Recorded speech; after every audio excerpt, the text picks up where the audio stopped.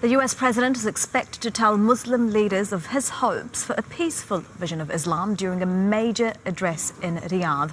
Donald Trump is kicking off day 2 of his first foreign trip in office with a series of meetings with Arab leaders. He's already met the Qatari and Bahraini leaders, as well as Egyptian President Abdel Fattah al-Sisi, and he's due to host a meeting of the Gulf Cooperation Council shortly, where the conflicts in Yemen and Syria will be on the agenda. The spotlight, however, is on Trump's speech to Muslim leaders at a summit his Saudi hosts are billing as a new beginning in relations between the US and Muslim world. Well, let's get more on this now. Our Washington editor James Bays has been traveling with the US president as part of the press pack. He's joining us live from Riyadh. So James, just in the last 10 minutes or so, we've been looking at pictures of the Gulf Cooperation Council leaders arriving at the convention center for this meeting with Trump. What are we expecting?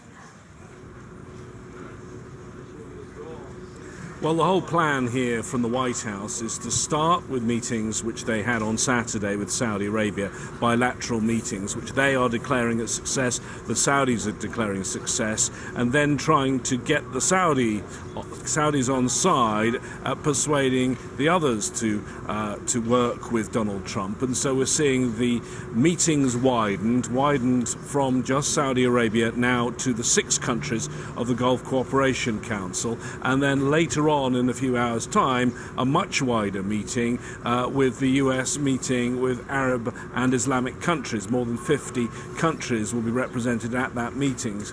Ahead of these meetings and that GCC meeting with the US, as you say, about to get underway, he's been having bilateral meetings with some of the key leaders, one-on-one meetings with leaders. Let me tell you a little bit about that. He first met with King Hamad, the King of Bahrain, and all we know from these meetings is the very brief comments when the cameras were present in the room at the start, but they do give us a little indication. He said with King Hamad, when he was on camera, that relations between the two countries have been a little strained in the past, but they will not be strained anymore. His next meeting was with Sheikh Hamad, the Emir of Qatar. Again, all we know is from the part of the meeting, the very short part when the photographers were summoned in just to take pictures of the two. And that meeting, we didn't hear any comment from the Emir of Qatar, but we heard President Trump say they were going to have a good discussion, particularly about lots of beautiful military equipment, because no one makes it like the United States, suggesting perhaps that after that arms deal with Saudi Arabia, there may be an arms deal about to be inked with Qatar as well. And then the third meeting that we've seen pictures of was with President Sisi of Egypt. We know that they met before in the White House when the Egyptian president visited. They seem to bond then. They seem to bond again now at this meeting. President Trump telling President Sisi, you've done a tremendous job under trying circumstances. President Sisi replying, you are a unique personality capable of doing the impossible. Real praise for President Trump. Guess how he responded? He said simply, I agree. James, so how then does all of this praise, this goodwill bode ahead of that highly much anticipated speech that Donald Trump is going to make on Islam in a few hours? Well, I think there are a couple of points worth making.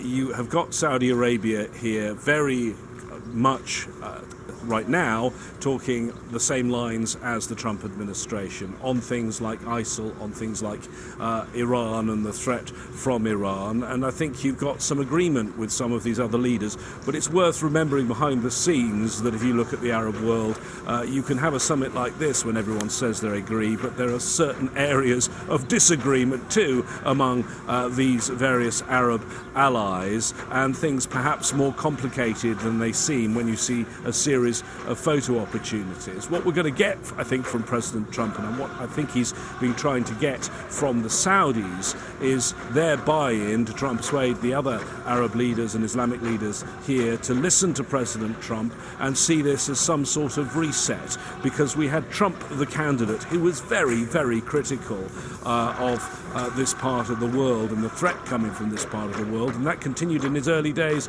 of his administration with his 2 attempts to institute a travel ban targeting countries that had a predominantly Muslim population. He tried it for 7 countries first, then that got blocked in the courts. He took Iraq off the list and tried it again, and that got blocked in the courts as well. So the rhetoric of President Trump on the campaign trail, which many see as not favourable to Islam, those travel bans, now I think you're going to hear different language from President Trump to the Islamic world. I think the Islamic world will be watching every word very closely. James, thank you very much for that for now. That's our Washington editor.